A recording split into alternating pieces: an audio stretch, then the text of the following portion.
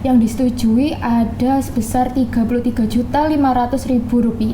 Nah, desanya itu kebetulan memiliki potensi di bidang toga. Kerja Roro Jonggrang. Iya benar, proyek Roro Jonggrang ya. Betul. Saran dari Bu Yeti untuk ganti. Iya. Ya itu tim Mawal UNESA ya. Iya, terima kasih Mawal. Terima kasih.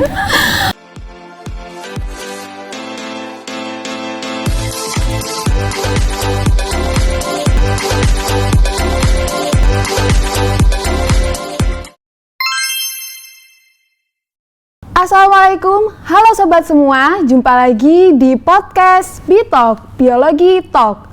Nah, pada akhirnya kita berjumpa lagi nih dengan topik yang dibawakan lebih informatif dan seru tentang PPK Ormawa.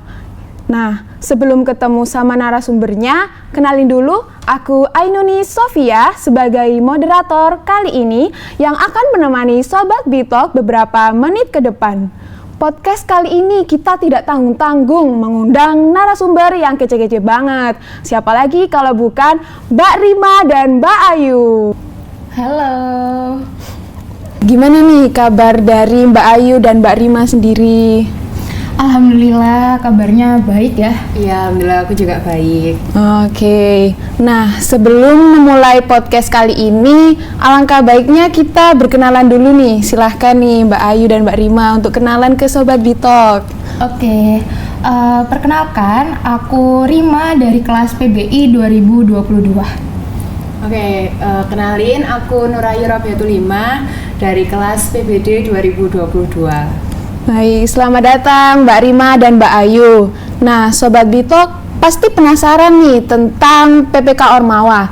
Nah, Mbak, lalu untuk PPK Ormawa ini tuh apa sih Mbak kegiatannya? Oke, jadi PPK Ormawa itu singkatan dari Program Penguatan Kapasitas Ormawa atau yang disingkat PPK Ormawa. Jadi lebih gampangnya itu PPK Ormawa itu mirip ke KKN, tapi dia lebih fleksibel dan dananya itu terdanai dari pemerintah atau Dikti Belmawa kayak gitu.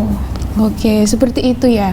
Nah, untuk program PPK ini itu apa hanya diikuti oleh Ormawa saja dan semua jurusan atau gimana nih, Mbak?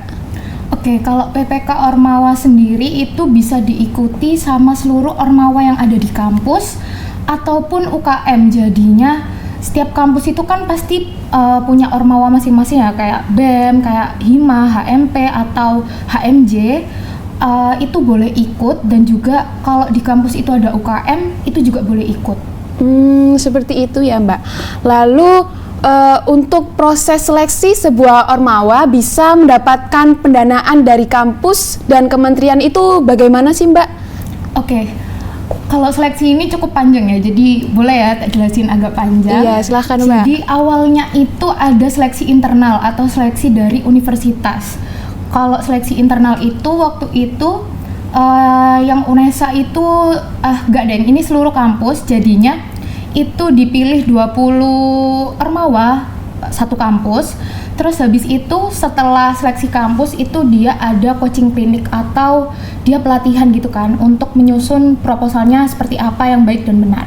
Habis itu setelah terpilih 20 itu dikirim dari perguruan tinggi itu ke Dikti atau ke pemerintah untuk diseleksi nasional. Jadi UNESA sendiri yang keterima seleksi nasional itu ada 8 Ormawa, salah satunya ada di HMP Pendidikan Biologi. Terus habis itu ada seleksi, setelah seleksi nasional itu nanti diseleksi lagi, yaitu ada tahapan seleksi wawancara. Setelah seleksi wawancara, nanti baru ada pengumuman yang lolos pendanaan. Baru yang lolos pendanaan itu mendapatkan dana dari Dikti Belmawa, seperti itu. Oke, untuk tahap-tahapannya ini cukup panjang sekali ya teman-teman. Nah, untuk dana yang diturunkan dan disetujui oleh pihak Dikti Belmawa itu kira-kira berapa sih Mbak? Oke, ini mau spill dana ya. Kalau dana yang diajukan itu awalnya 40 juta, itu maksimal 40 juta per Ormawa. Jadi di RAB itu pasti 40 juta, tapi yang disetujui itu berbeda-beda. Untuk HMP Pendidikan Biologi sendiri yang disetujui ada sebesar Rp33.500.000. Oke, cukup besar sekali ya teman-teman dana yang disetujui oleh pihak Dikti Belmawa. Nah, ada apa aja sih Mbak? Kira-kira tema atau topik yang bisa diambil untuk proposal PPK Ormawa, serta kenapa Mbak memilih Kampung Konservasi Toga sebagai topik PPK? Kalau untuk topik ya, Iya. kebetulan di tahun ini itu berbeda dengan di tahun lalu ya. Kalau di tahun ini itu ada 13 topik, ada desa wisata, ada desa wirausaha, ada desa smart farming, kemudian juga ada rumah sampah digital, dan juga ada kampung konservasi toga, dan masih banyak lagi.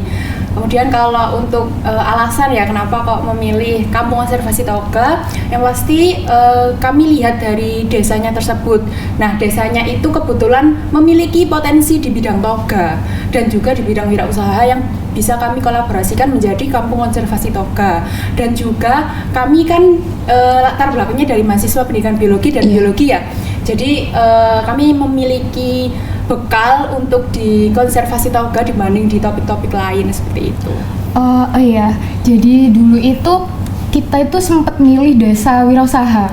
Terus habis itu waktu lolos seleksi universitas, kita disarankan untuk ganti ke kampung konservasi toga. Dan alhamdulillahnya rezeki ya. Iya, lolos. Alhamdulillah. Oh, jadi untuk pemilihan topik ini juga ditentukan dari desanya tadi ya, Mbak ya? Iya. Untuk potensinya itu apa, seperti Betul. itu. Nah, untuk cara Mbak menentukan program atau kegiatan yang sesuai dengan kebutuhan masyarakat itu bagaimana sih? Iya, kalau menentukan program yang sesuai dengan kebutuhan masyarakat, kita pasti melihat website. Kan ada ya yang KKN di desa tersebut, jadi kita melihat secara garis besarnya itu seperti apa desa tersebut. Kemudian kita juga melihat dari sosial media yang dimiliki oleh desa Sumokali ya. Iya. Kita melihat dan kebutuhan masyarakat itu apa gitu. Kemudian kita membuat program kerja dan itu tadi dikonsulin ke kepala desa. Nanti dari kepala desanya itu memberi saran, mungkin ada kurangnya di mana, ini sudah pas untuk kebutuhan masyarakat. Jadi seperti itu. Oh, kayak gitu ya. Berarti harus ada konsultasi juga ya. Nah, untuk lama waktu yang dibutuhkan mempersiapkan program ini hingga benar-benar terrealisasi di lapangan itu kira-kira berapa lama sih, Mbak? Oke, jadi program PPK ini kan konversi dari KKN ya, bisa dibilang pengganti KKN.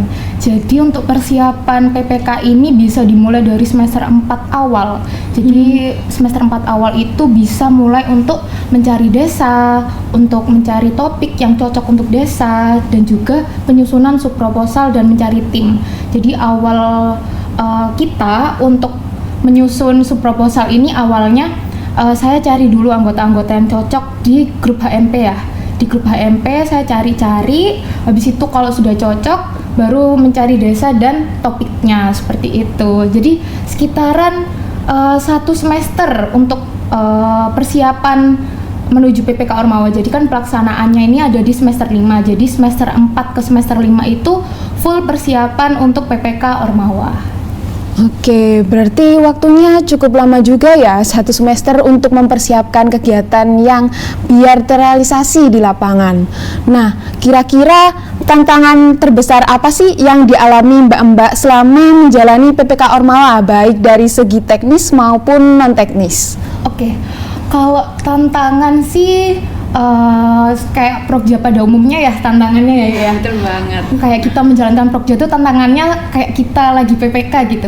Jadi kalau non teknisnya itu mungkin nggak ada ya atau jarang. Kalau teknisnya itu mungkin ke warganya itu kadang membludak. Jadi kalau kita ngadain acara itu kadang banyak atau kadang kurang dari targetnya. Terus habis itu cuaca, karena kita sering kerja di lapangan kayak bersihin lahan-lahan, terus habis itu kita revitalisasi, itu kadang cuacanya tuh ada yang panas banget atau kadang nggak mendukung gitulah cuacanya.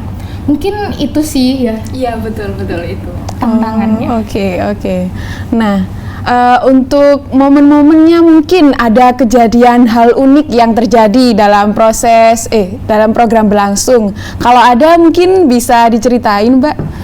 Oh iya, kalau kejadian unik atau yang tidak terduga ya. Ini mungkin sebelum program ya, nggak apa-apa ya? Iya, nggak apa-apa Mbak. Oke, jadi yang seperti diceritain sama Rima tadi ya, yang kita berpindah dari desa wirausaha ke kampung konservasi toga. Jadi itu benar-benar mepet banget.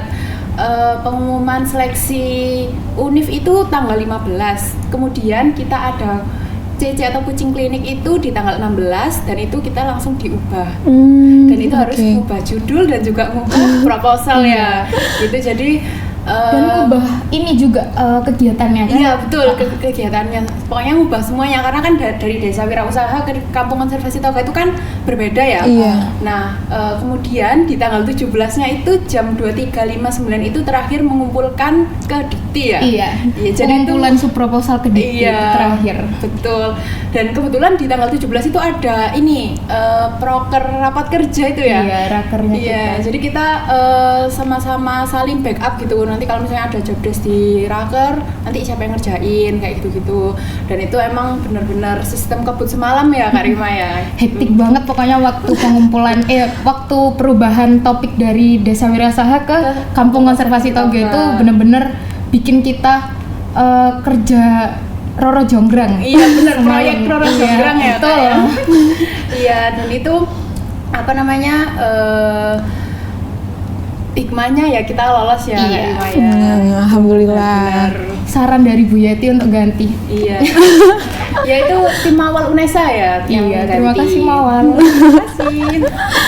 Oke, cukup sangat unik sekali ya. Nah, kira-kira untuk respon masyarakat terhadap program yang Mbak jalankan, dan ada nggak cerita menarik dari pengalaman di lapangannya tadi? Oh ya, untuk respon masyarakat ya pastinya yang tadi sudah dibilangin sama Mbak Rima itu membludak dan itu benar banget.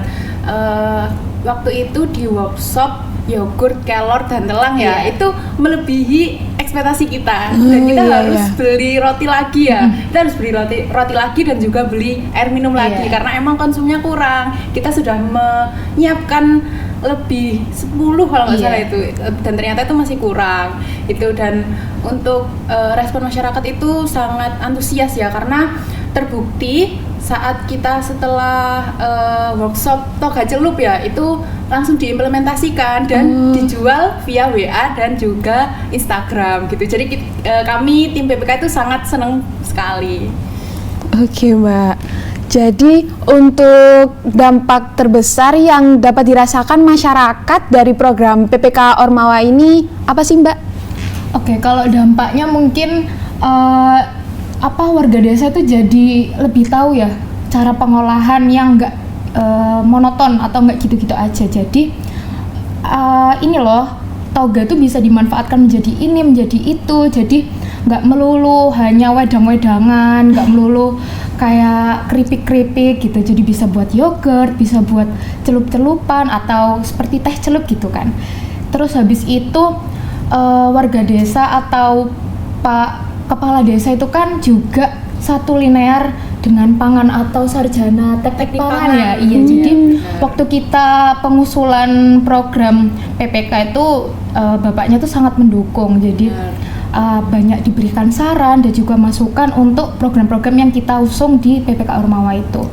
Untuk dampak positifnya itu sangat banyak ya untuk warga, apalagi waktu kita yang dibilang tadi toga celup toga celup itu langsung dijual di desanya itu. Dan juga pupuk kompos kemarin ibunya tuh sangat excited, bener, sampai kan mau bawa pulang ya. Iya, waktu kita membawa keranjang itu mereka langsung kayak, Mbak ini boleh dibawa pulang, Mbak ini boleh dibawa pulang. Jadi kita bilang, oh nggak apa-apa Ibu, nggak apa-apa gitu. Jadinya kita seneng banget waktu orang desa bilang kalau mereka mau membawa pulang sesuatu barang yang kita bawa dari kampus gitu. Gitu. Oke, jadi cukup antusias banget ya masyarakatnya itu. Nah, kira-kira nilai atau pelajaran terbesar yang dapat Mbak dapatkan selama menjalankan program ini tuh apa aja sih? Iya, kalau yang pertama itu pasti komunikasi ya, nilai yang kami dapatkan karena kami bagaimana cara kami berkomunikasi dengan internal kami yang berjumlah 15 orang ya, 15 orang dengan pastikan dengan pemikiran yang berbeda-beda ya. Nah, itu gimana cara kita menyatukan 15 pikiran yang berbeda-beda itu. Kemudian kita juga bagaimana komunikasi dengan eksternal, yaitu dengan pihak desa ataupun dengan masyarakat seperti itu. Dan juga pastinya nilai kebersamaan ya. Jadi kan nggak mungkin ya PPK ini bisa jalan dengan satu orang. Jadi kan kita tetap harus dengan 15 orang bagaimanapun tantangan yang kita hadapi seperti itu. Oke, kira-kira gimana sih cara untuk menjaga semangat dan kekompakan anggota tim biar solid selama program berjalan? Oke, kalau ini sama kayak kita waktu menjadi anak organisator ya. Kalau menjaga kekompakan itu selalu mengadakan evaluasi tiap kegiatan. Jadinya waktu kita selesai kegiatan itu kita ada evaluasi rapat atau sebelum pra kegiatan dan pasca kegiatan. Jadinya waktu kita selesai kegiatan itu kita tahu salahnya kita apa atau kayak kurangnya di mana sih kegiatan ini. Habis itu kita selalu melibatkan teman-teman tim untuk memutuskan suatu keputusan kan. Jadi kita nggak hanya, maksudnya saya sebagai ketua itu nggak hanya memutuskan sendiri. Jadi saya selalu melibatkan anggota tim untuk memutuskan suatu keputusan gitu. Dan juga kami selalu melakukan rapat internal untuk program ini tuh baiknya seperti gimana gitu. Oke, jadi gitu ya teman-teman. Nah, mungkin dari Mbak ini ada nggak tips atau strategi buat ormawa kita atau ormawa lain yang ingin mengikuti jejak Mbak dalam program PPK Ormawa? Silahkan. Oke, kalau tips dan triknya mungkin karena tiap tahun nih bukpannya beda-beda ya. Betul, beda. Jadinya waktu bukpan keluar itu langsung dicari struktur penyusunan sublaporan. Subproposal, sorry. Oke, harus dicari karena tiap tahun itu kadang beda-beda ya teknisnya atau struktur penyusunannya. Jadi rajin-rajin baca bukpan, habis itu juga rajin-rajin lihat Instagramnya PPK Dikti. Jadi untuk informasi-informasi terbaru itu pasti di-up di Instagramnya PPK. Seperti itu ya. Iya, ada tambahan? Ya, kalau dari aku nambahi ya, dari yang subproposal itu yang penting sesuai dengan formatnya. Betul. Jadi nggak melenceng jauh gitu kan. Biasanya ada yang kayak spasinya itu harusnya 1,15, tapi mungkin karena kebiasaan ya di laporan atau di mana itu 1,5. Jadi spasinya 1,5 dan hal itu yang membuat nggak lolos ya Rima ya. Gitu. Waktu itu juga kita penyusunan subproposal itu waktu di bagian abstrak atau ringkasan ya. Oh, abstrak yang spasinya 1 ya? Harusnya spasinya 1, tapi kita karena terbiasa menyusun laporan praktikum itu spasinya 1,5, jadinya kita all 1,5 spasinya. Terus kita udah ketar-ketir lolos nggak ya seleksi ini, lolos nggak ya gitu kan. Ternyata alhamdulillah masih lolos seleksi internal. Habis itu ada revisi. Jadinya kita langsung revisi. Seperti itu. Harus rajin-rajin baca bukpan karena emang beda ya Rima ya. Oke, jadi gitu teman-teman. Kalian perlu buat sering-sering cek bukpan atau ngecek di Instagram PPK Dikti ya, Mbak? Iya. Oke. Nah, untuk harapan Mbak buat PPK Ormawa kita ke depan dan untuk ormawa lain yang akan mengikuti program ini tuh apa sih Mbak harapannya? Oke, mungkin harapannya yang pastinya yang pertama lolos ya. Semoga lolos di seleksi internal dulu. Kalau udah lolos seleksi internal itu kita kan udah pasti proposalnya diajukan ke Dikti ya. Kalau udah lolos internal. Soalnya lolos internal ini kan saingannya sama satu universitas ya dengan banyak banget ya organisasi ormawanya itu. Iya, jadinya yang penting lolos internal dulu. Kalau udah lolos internal ya kalian berusaha lagi untuk lolos di nasional. Kalau udah lolos nasional pasti pendanaan kan. Nah, itu semoga juga lolos ke Abdidaya. Soalnya kita juga belum rezeki ya, iya, belum rezeki untuk lolos Abdidaya, dan semoga di tahunnya teman-teman besok bisa lolos ke Abdidaya. Amin, amin. Nah, oke, kita sudah banyak sekali ya berbincangan hari ini dengan Mbak Rima dan Mbak Ayu tentang program PPK Ormawa. Sepertinya waktu sudah dicukupkan, maka saya akhiri Bitalk pada kali ini. Nah, sebelum saya akhiri, mungkin ada sedikit pesan untuk Sobat Bitalk, Mbak? Oh ya, pesan untuk Sobat Bitalk, terus semangat dan jangan menyerah, jangan lupa berdoa untuk setiap kegiatan. Iya, jangan lupa buat selalu berusaha ya. Kalau gagal di satu kegiatan, jangan lupa mencoba untuk kegiatan yang lain. Seperti itu. Oke, tepuk tangan dulu untuk narasumber yang hebat banget kali ini. Oke, kami ucapkan terima kasih banyak kepada narasumber yang sudah hadir menyempatkan waktunya untuk bisa ngobrol bersama Sobat Bitalk. Dan untuk Sobat Bitalk, terima kasih banyak yang sudah menonton dan mendengarkan podcast kali ini sampai habis. Dan jangan lupa tonton terus Bitalk di episode selanjutnya yang gak kalah seru lagi. Dan jangan lupa untuk terus pantengin Instagram kita di @HMP Penbiologi Nanas Merah dan sosial media lainnya.